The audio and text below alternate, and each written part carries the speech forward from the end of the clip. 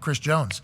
Let's start talking about him. Man. So just a couple of days ago, it was like he quit the NFL. Somebody posted he's in the middle of a holdout with the Kansas City Chiefs. He also has tweeted that he's going to be Defensive Player of the Year this upcoming year, was a finalist for Defensive Player of the Year. Now, obviously, he plays for the defense for the Kansas City Chiefs, which is never talked about in any of the conversations because they got Patrick Mahomes, Travis Kelce, and Andy Reid, and they do the ring around Rosie. That's right. Ring around Rosie. Tug. So it's not a lot of conversation about the defense side of the ball in Kansas City. It's more so always about the offensive side. Chris Jones has just been an absolute staple for them. Stone Cold Chris Jones with their first Super Bowl was something that we were all talking about. Now he's saying, you're going to have to pay me like everybody else. He's come out and said he's willing to wait until week 8 to fucking get a deal done and hold out away from the Kansas City Chiefs. Now, is this him just showcasing to the world that he's serious? I will miss games. I do not care. Is this him showcasing the world that he understands that there is some sort of rule, I'd assume, week 8, if you play before then,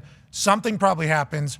If you don't until week 10, something probably happens contractually for overall years, maybe. I don't know what exactly. So Nick and I were looking. You have to be. The word is player must have been on or should have been on a full play status for at least 6 regular season games. So, and their bye is week 10, I think. So then that gives him after that, if say he doesn't play week 9 or whatever, he comes back, and then that's I believe is the 6 games that he would need to accrue a season. So week 8 was potentially a cerebral answer by Chris Jones. Yeah. But I think he was just showcasing the world like, I'm willing to sit out. Yeah. Andy Reid actually spoke about it this morning in a press conference about the Chris Jones situation, obviously after practice. Here's what he had to say about a guy who's potentially a Defensive Player of the Year candidate. Now, 2 of the 3 Defensive Player of the Year finalists not in training camp right now. Yeah. Bosa, the winner, not there. Chris Jones not there. Here's what Andy Reid has. Not that optimistic here. There's been no communication, so I don't know what's going to go there. But whatever happens, happens. I mean, not there. The game goes on, right? So that's how it works. Whoa, jeez. You used to do the GM stuff too. I know you've said you kind of like not being a part of that. But as someone who's a head coach who's been here for as long as you have, you know Chris so well, is there a way for you to get involved with this, or you just? No, not right now. There's not. Yeah.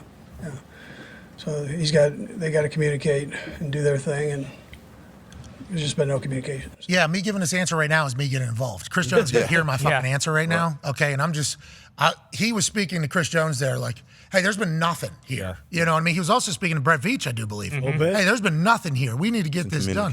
I do appreciate the fact that he said, though, if he's not here, like, game rolls on. Yeah. So that's Andy Reid also saying, like, hey, we are in a position where you're saying you're sitting out till week 8. We're also like, yeah, we'll be here. We don't really care. It's an interesting dynamic with some of the greatest players in the NFL right now. And the interesting dynamic of all of this is winning coaches. You see what we are not allowing no distraction. You want to stay at home. And like same thing with the coach with Jonathan Taylor. Like that would have never happened with an Andy Reid. This is interesting coming out of the Kansas City Chiefs camp, though. Back-to-back years now, because Tyreek Hill was last year where he wanted an extension, and then instead of the extension, they're just like, all right, fuck it, we'll just trade you. Like, that could easily happen with the Bears this year and Chris Jones. It feels like that after Andy Reid saying that, and, I mean, they're one of the 2 teams in the entire league that are negative this year. They really can't. Good dap up with Chris Jones at the ESPYs. No big deal, I was there. No big deal. I didn't host it, but I was there. Yeah. Big guy. Connor was there He's 2 a times. dog. Yeah, barely. Good dap up. Good dap up, you know? Holding, that came right after his I'm going to win Defensive Player of the Year tweet, I think. Yeah. I said, great tweet, you know, and he said, I'm going to go get it or whatever. And like, it was like very upbeat and then walked out. And then as this news is like come about, like not at camp, not happy. Oh, he's not playing football anymore. He'll sit out to week 8. This has kind of been under the radar as well. And this is our fault. We all talk about offense so much. And like what I just realized in our last, chapter of this conversation, Bosa and him not being at camp, like I guess we've talked about, and the Bosa one doesn't feel like code red. No, because he hasn't got paid yet. And I think The that's Chris Jones one feels like code red. Yeah. This feels like a code red situation. and I think that's why this hasn't, because we've been talking about Bosa and like there hasn't been any concern. It's just like, yeah, it's gonna get done. And I think you just kind of assume like, oh, well, the Chris Jones situation must be pretty similar. Like they're not really talking about it, and they know how good he is. They know how important he is. So like you just assume like, yeah, it'll eventually get done. But yeah, based on that, like He might be gone. Yeah, there's a chance that another team will come in and pay. Think so. Now, granted, he's getting fined, right? Because he's a veteran who's already been paid, so he's getting actually fined for all these days holding out. Yep. $50,000 a day. 50 grand a day, and then he'll miss his game checks, which are like $1 million something a game. I know Chris as a person. I just don't see him sitting out 8 weeks. I just don't see it. Imagine him saying, "I can afford I don't see it. how many? $8 million plus $50,000 a day." That's a lot of money. Yeah, they said That's a lot. That's a lot of money, dude. So much. There's a lot of money. 1.4 plus his game checks of 8.2. So Jeez. Holy shit. We're not leaving that on the table. No, but hey, he probably assumes that his next deal will be able to pick up for that and then some. I'm on his side, assuming he deserves all the money. Hey, you're a great football player. Yeah. Give him all the money. I don't know how they got to this point where Andy Reid's like, yeah, nobody's even talking to each other, and Chris Jones like, I'm cool with sitting out until I don't give a fuck. Pretty much, I will. It's like, haven't we had a lot of good times together? Yeah. What's going on here? Like the Jonathan Taylor situation. Pretty much everybody fired but the GM. You know, Right. Yeah. brand new, nobody's proven anything to each other at all. You know, and the hometown discount normally takes place because somebody has like a feeling of commitment to a team. Like, yeah, you know what? I've seen this team go through this. I've seen our team do this. I want to keep doing this. I want to kind of make this whole thing happen. I'm not saying a hometown discount is something that has to happen, but I'm just saying the reason why you hear about a hometown discount that ever happens is because players normally build up a relationship with a building. And with Andy Reid and Veach being there since the beginning of this whole thing, and them not having a relationship seemingly at all at this point, that's alarming to me. How the hell does that happen? And does Chris Jones want it to happen? Does he want to go somewhere else so that there's a chance, you know, he gets a little bit of talk, a little bit of shine? Because on the Chiefs, any primetime game they have, which is a lot of them, we got to talk about Patrick Mahomes. Yep. Have to. Okay, here's a segment. Have to have Patrick Mahomes segment. Travis Kelce is going to be the greatest tight end of all time. Have to talk about Travis Kelce, and also everybody loves him. Yeah. The guy can do every dance there is. Saw it on the NFL social media the other day. Sweet. And also his New Heights podcast, one of the biggest podcasts on earth right now with his brother. Like, have to do a piece on Travis Kelce. How about Andy Reid? This guy's one of the greatest coaches of all time. Have to do a piece on Andy Reid. The gadget plays. People love the gadget. crazy. Have to do a piece on the gadget plays. So now whenever it's like Chris Jones is just sitting there and he's like, I'm breaking like every record that the Kansas City Chiefs have. Yeah. Like every single one of them. And there is no talk at all. I would hope that that isn't what this is about, but you could see that being a piece. Like, hey, I get no love for what I do. I'm not getting paid what I need to get paid or should be getting paid. And all those things just kind of start chipping away.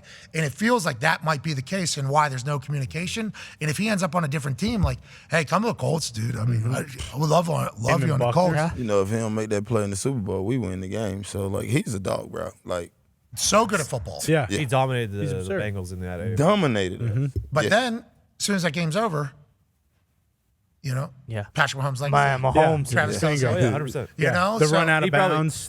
He probably thinks he might have been defensive MVP instead of third or whatever if it wasn't like that, maybe. Yeah, and I don't want to say that that is why this has happened.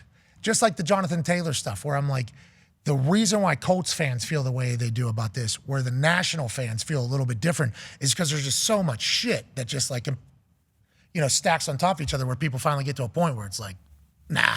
Chris Jones probably has that. Yeah.